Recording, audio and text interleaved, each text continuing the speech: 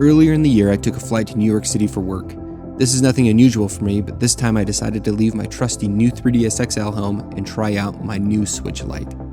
I'd received it later last year, but I didn't have a chance to actually use it on a trip, so I thought, hey, might as well give it a go this time.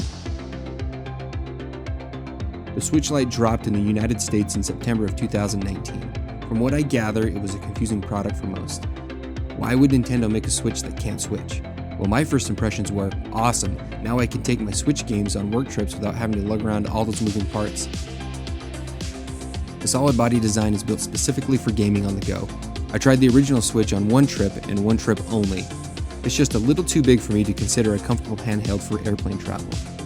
The Switch Lite fixed both my problems I had with the original Switch when I used it in handheld mode only. It fused the Joy-Cons permanently to the body of the system and made it smaller, making it easier to pack around in my carry-on backpack. I've been using the 3DS line of handhelds for years as my main go-to portable console. I started with the original 3DS all the way up to the new 2DS XL. One of the reasons I've been using my 3DS so faithfully is due to its form factor. It's pretty much as perfect as a handheld can be. The clamshell design, as it's commonly known as, is perfect for protecting the buttons and the screens. It also makes the console half the size, which makes it easier to pack around in a backpack. Because the 3DS has so many model variants, you can pretty much get a 3DS that will fit any way you like to play. Another main reason I've played the 3DS so faithfully is simply because it has so many great games. Some of the best first-party Nintendo releases were made for the 3DS. Games such as Mario 3D Land, Donkey Kong Country Returns 3D, Metroid Samus Returns, Mario Kart 7, The Legend of Zelda Ocarina of Time 3D and Majora's Mask 3D, Super Smash Bros. For 3DS, and my all-time favorite 3DS game, The Legend of Zelda A Link Between Worlds. To add to the amazing library of 3DS games you can pick up for it, you can also play the entire DS library of games. That's nearly 2,000 additional games you can play on the 3DS. That includes games like New Super Mario Bros., Mario Kart DS, the two Legend of Zelda games, Phantom Hourglass and Spirit Tracks, the remake of Super Mario 64, and Chrono Trigger. Nintendo also included an eShop where you could download games and virtual console titles. The original, not new 3DS console can download and play NES, Game Boy Color, and Game Gear games. On the new 3DS systems, you can also download and play Super Nintendo games. If you have a console that was purchased in the early months of the 3DS's launch, it was considered an ambassador console, which allowed you to download 10 Game Boy Advance games for free. The library of games on the 3DS is so massive, I could play that thing for days and never get sick of the options available. There's one thing to note about the virtual console games on the 3DS. Once you download those games, they are on your system. You don't need an internet connection to play them. They are yours to play whenever and wherever you might be. So which handheld is better? Does the Switch Lite compare to the 3DS? It's so nice having the ability to play my console games on the go. The fact that I can play Breath of the Wild on an airplane is absolutely amazing. I like that I don't have to buy console games and handheld games separately, meaning I can buy one game and play it at home and during my trips. That cohesion is so convenient as a consumer. A drawback to this is, if I lose my Switch Lite with my games while I'm away, I'm losing those games at home as well. Speaking of games, the library is ever growing, but the library isn't nearly as big as the 3DS's. This will only play Switch games. If it hasn't been released for the Switch specifically, you won't be able to play it.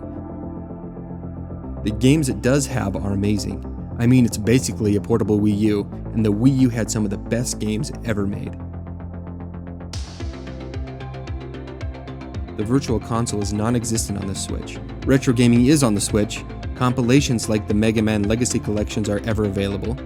First-party games from Nintendo are also available, if you pay for the Nintendo Online service. The online service gives you access to select NES games and SNES games. This all sounds great, except when I went to play the online service games, I forgot that I had to log in once a week so Nintendo can make sure that I'm authorized to play them. Well, I tried to connect to the hotspot on my phone, but it would not connect. There was no way for me to connect, so I couldn't play the SNES and NES games on the plane that I paid for. If I'm paying for a service, I should automatically be accepted to use the features I'm paying for. Why do I need to check in to verify every week that I can play them? I paid for an entire year up front.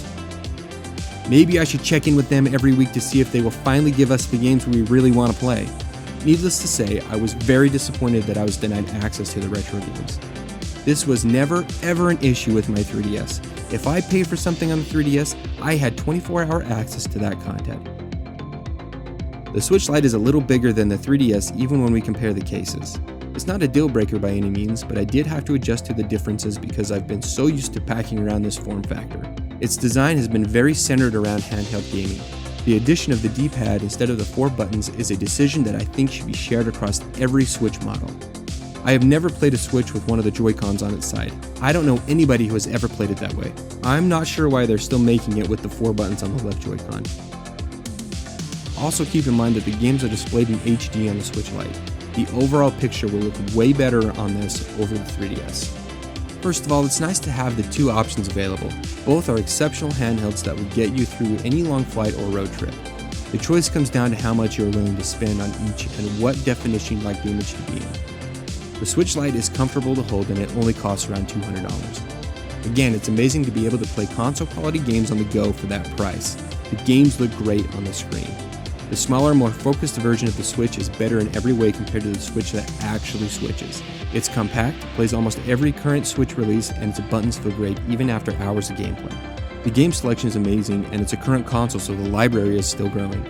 The biggest bummer for me is the fact that I missed out on playing the retro games because of the lack of an internet connection.